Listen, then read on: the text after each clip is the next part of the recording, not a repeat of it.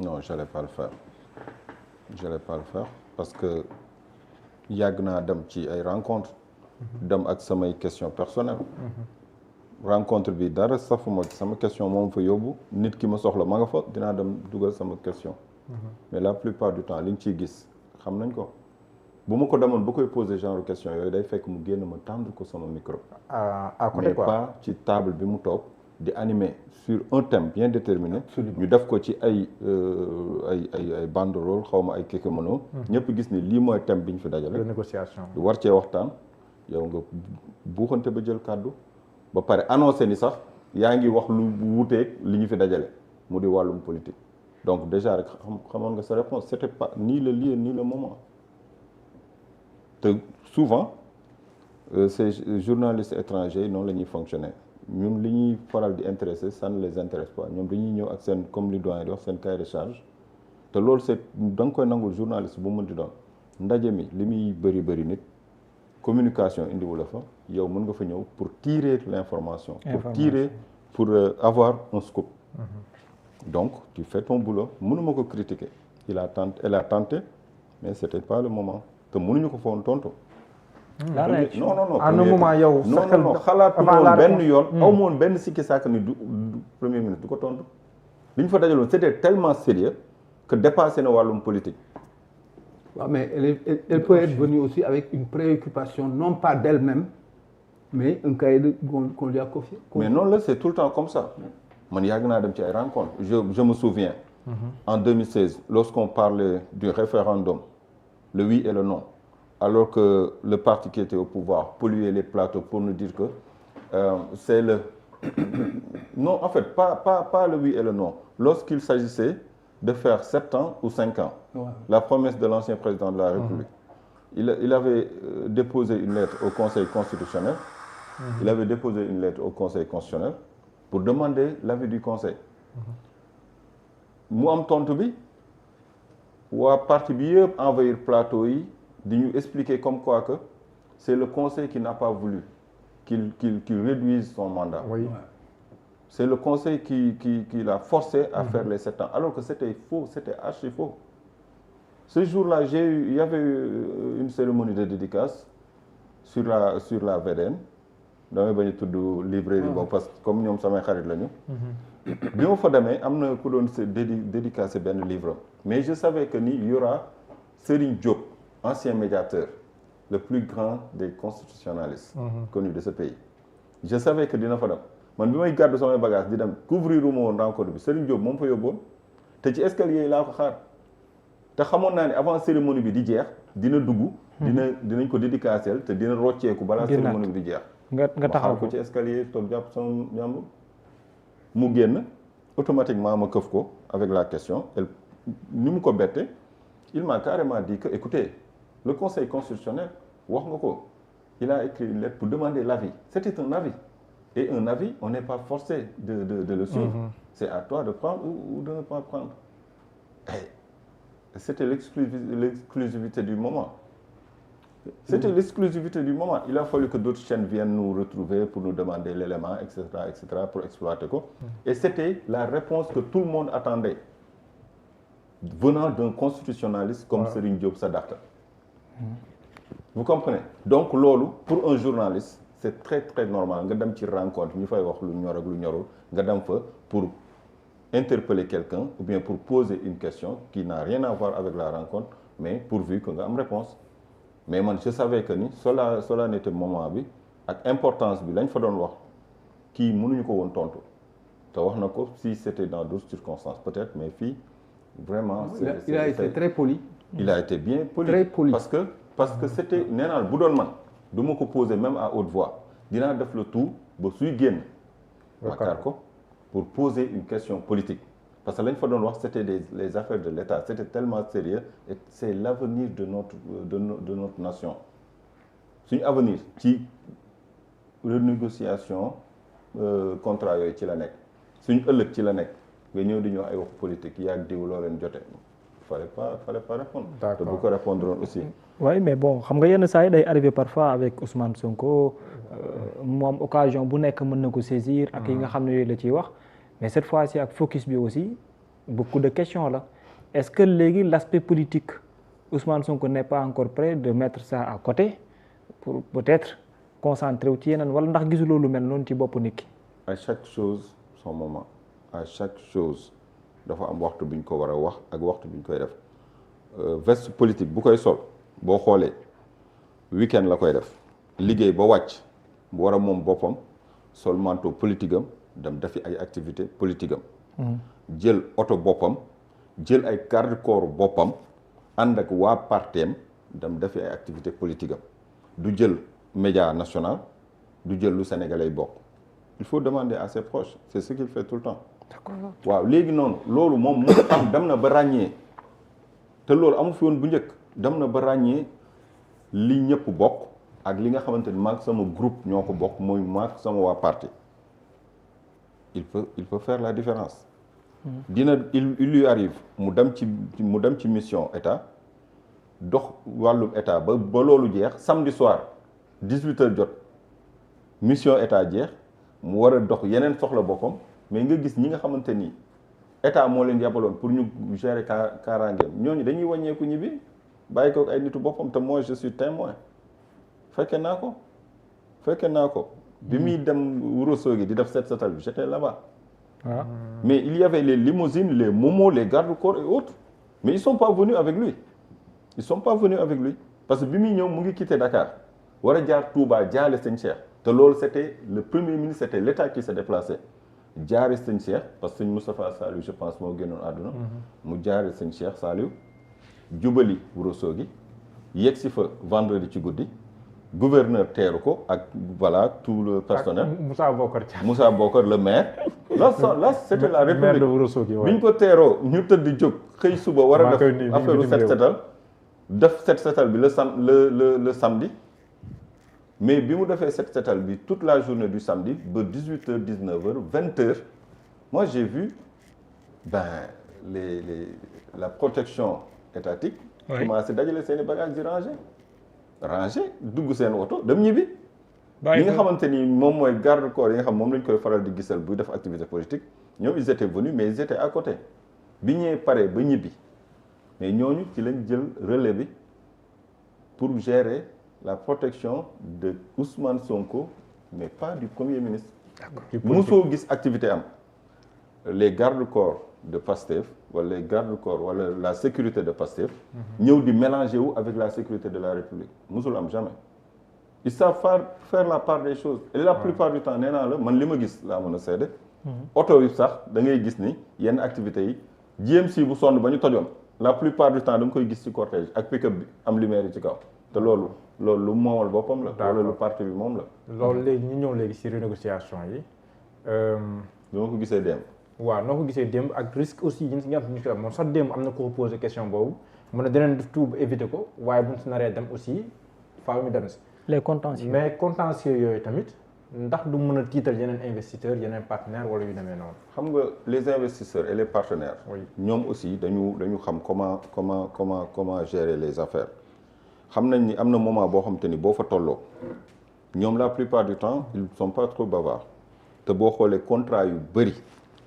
dafay am ay dessous de table ñu wax ko ñu bañ ko wax parce que manque de patriotisme weesuwul ngay négocier foo xamante ni sa intérêt dafa taxaw nga préférer biaiser sa intérêt pour benn doxandéem bu jóge biti réew te li muy liggéey après da koy yóbbu pour jariñ ko réewam. d'accord xam nga loolu manque de patriotisme weesuwul loolu mais ñi koy def dafa am lu ñu ciy gagné ci suuf.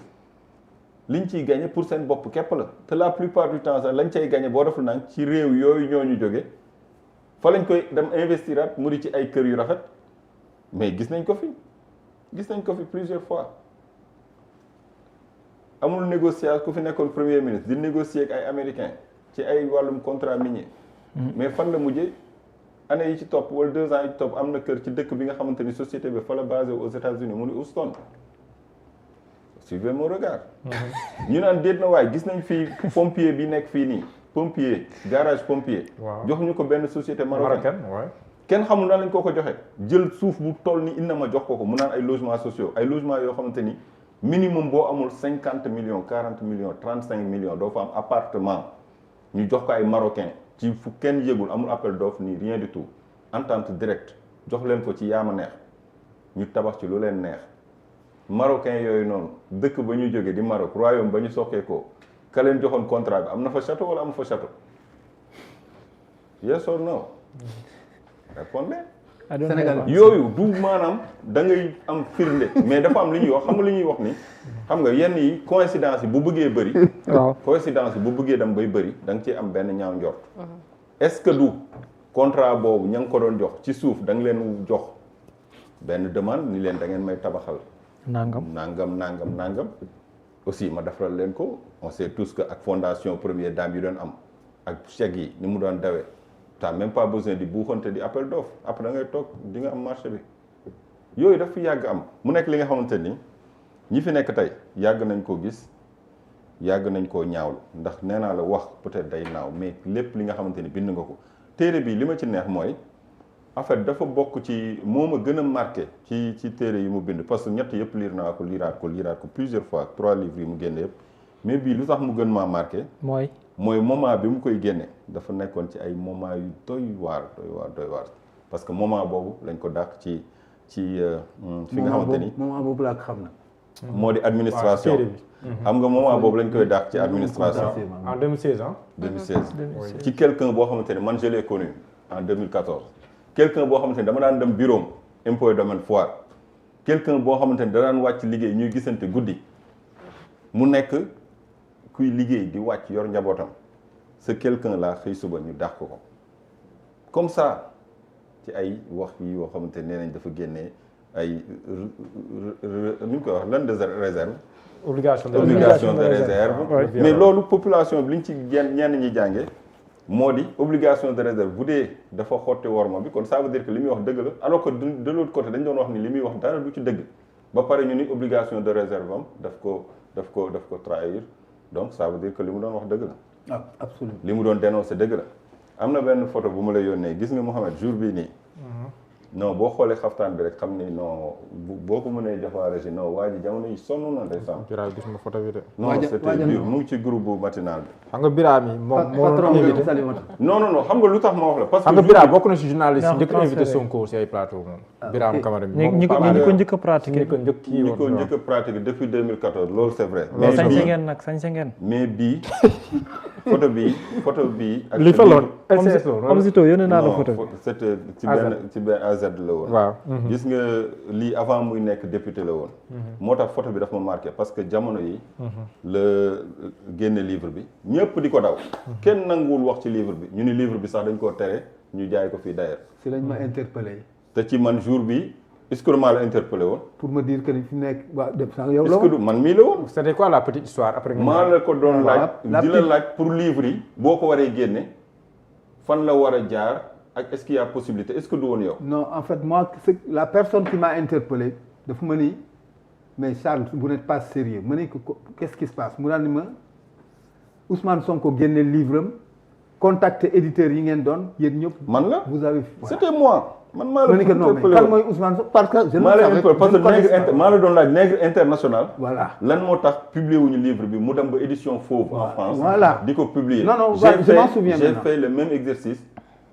avec ñi nga xamante ni ñoom ñoo di waa librairie Harmattan excusez-moi pour la publicité dama ñëw Nègre international parce que je devais faire un élément là-dessus laaj la nga jox ma sa avis ma dem fële laaj leen ñoom it ñu jox ma seen avis je pense que ñetti éditeur laa gisoon jour boobu noonu moi j'ai répondu mu nekk li nga xamante ni li tax mu marqué ma mooy dafa nekkoon ci jamono yu méttee parce que la nga doon wax ñu ni yow dañ la cee dàq nga dem def ci conférence nga doon def ay conférence de presse dem ba bind ko ci livre kenn génnul pour porter la plainte lu dul di wër plateau yi naan li ngay wax du dëgg gis nga émission bi moo nekk ni j'étais le seul ou le premier à faire une interview un entretien exclusif sur le livre li ñuy wax cover to cover bu cat ba cat et jour bii nii mën naa wax ni ci la problème Pastef ak presse bi démarré parce que ci livre bi la bindoon ni la presse est inféodée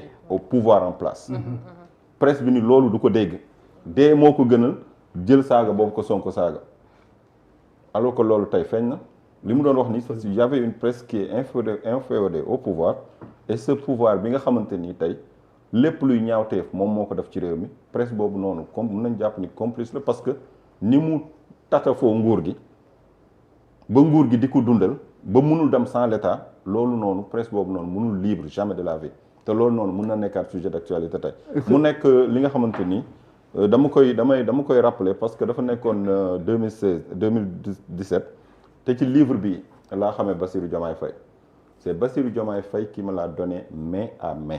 livre bi dans sa voiture.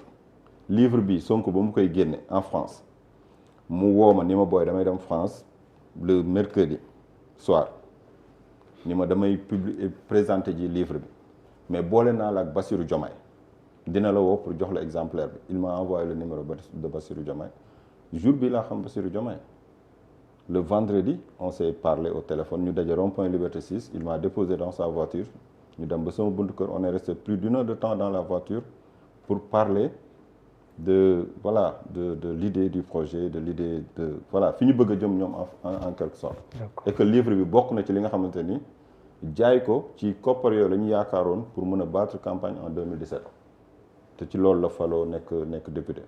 En tout cas, c'est par ce livre que je l'ai connu, que nous avons échangé pour la première fois. Parce que quand Bira a fini de m'interpeller, je suis allé à ma page parce que, comme il disait, j'ai saisi tous les éditeurs du Sénégal, tous se sont débinés. Le verbe débiner, c'est pas tout le monde qui l'utilise, Ousmane Sonko l'a utilisé. Je suis allé à ma page pour dire effectivement que mësuma ko gis mësuma ko dégg, il ne m'a jamais envoyé. Mon directeur éditorial aussi dit que ni mësu ko envoyé kii. xam naa ni keneen moo ko woo daal ni fi nekk Elissade Moreau a répondu.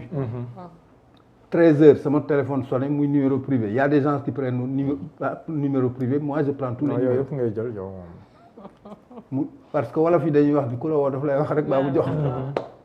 Je prends mu daal di mu présenté wu ma daal ni que kii la effectivement c'est bien moi mu daal ni c'est tel ma ni que je le mets à l'aise mu ni ma en fait je vais pas abuser de ton temps.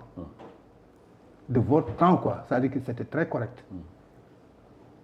Mais dama bëgg ñaari affaire jéggalu la d'abord ma ni que jéggalu mu ni oui parce que yàlla def na ni seede na ni mësuma xam ni éditeur écrivain intellectuel très brillant machin chouette et cetera il m'a jeté plein de fleurs je dis ma waafoog yëpp quoi mais dama bëgg lu ma génneeti nga mën ci joxe sa avis c'est ce rapport-là qui fait que ni quelque part non seulement il est animé de générosité intellectuelle mais cette humilité-là on ne la rencontre pas tous les jours waaw et jour ba muy présenter livre bi aussi à xaw ma lan hôtel Teranga nu mu tudd. est-ce que du woon Feto. Ngor Diarama Ngor Diarama. ok.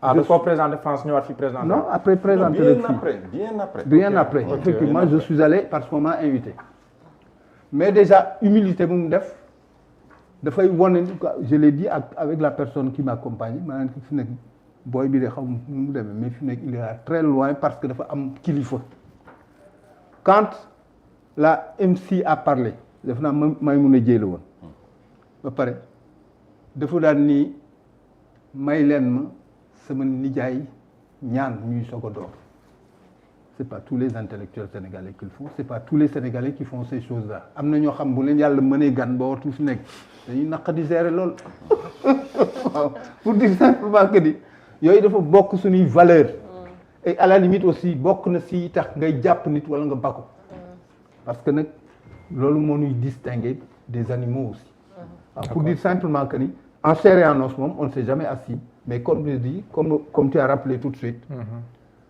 nous n'avons pas forcément besoin des CV pour une raison très simple ku bind ku wax feeñ. d'accord c'est-à-dire booy bind rek kon. xam nga pour terminer ci livre bi ah. démb présentation bi wax na ci lu am solo revenir na ci li nga xamante ni yëpp doon na ko dénoncer ba mu nekkee ci opposition te yëpp mu ngi ci livre bi.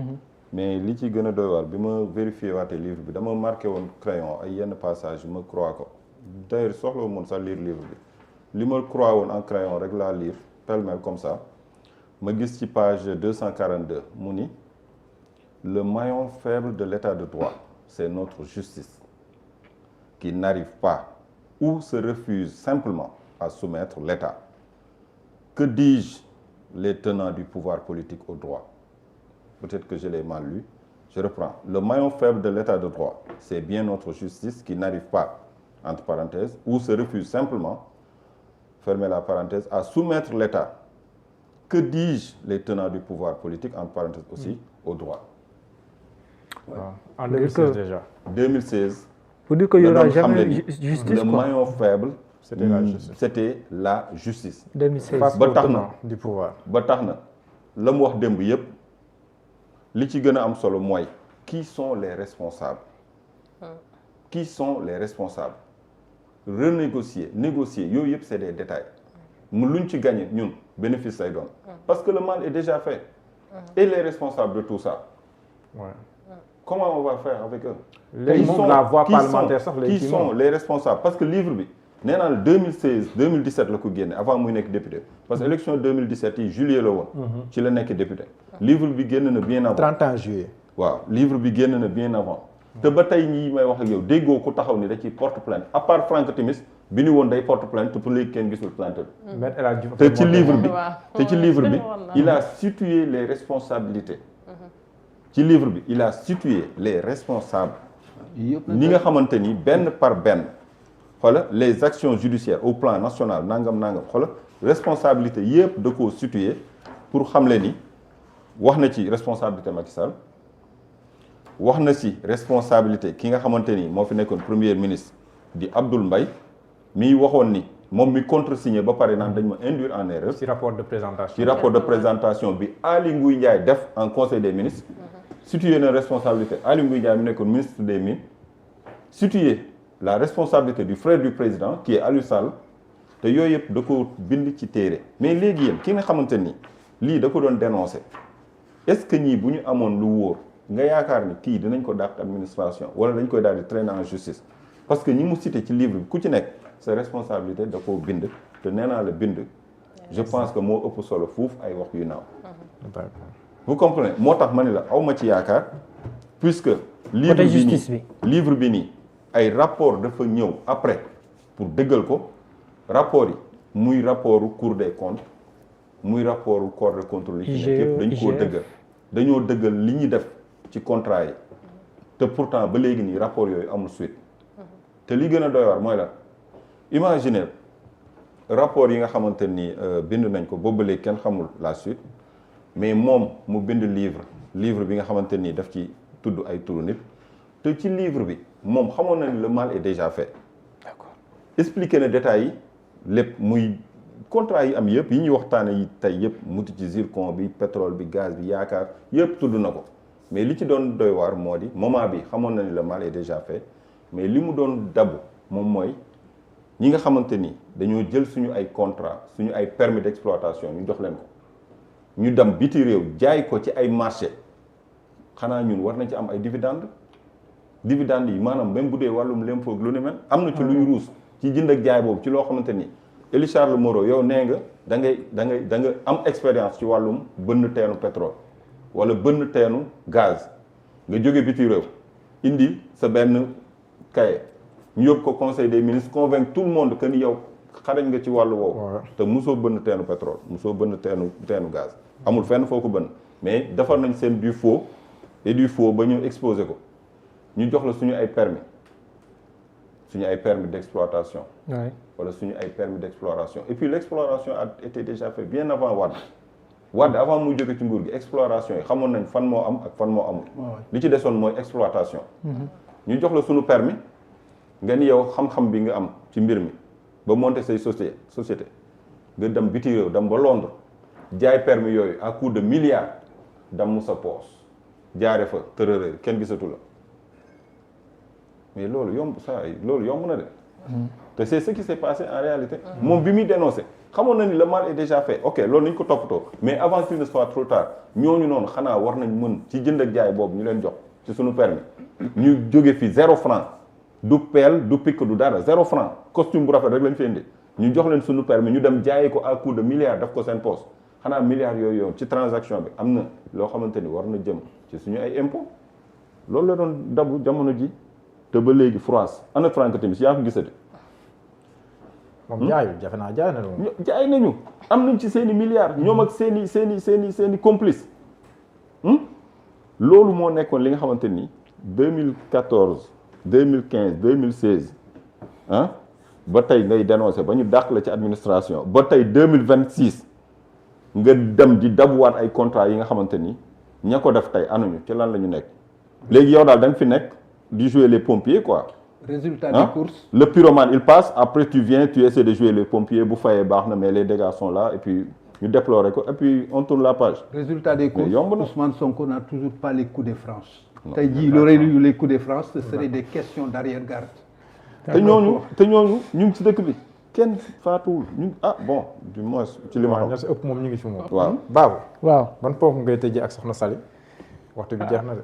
xanaa bu bëggee rebondir par rapport ak lii bi parce que comme moom dafa ne di parcuriser ay livres Ousmane Sonko te Bira on a beaucoup cité par rapport à kon li cette Bira wax ni yëpp mu ngi si boobu. li mu ci yor bëri na de non Bira dafa am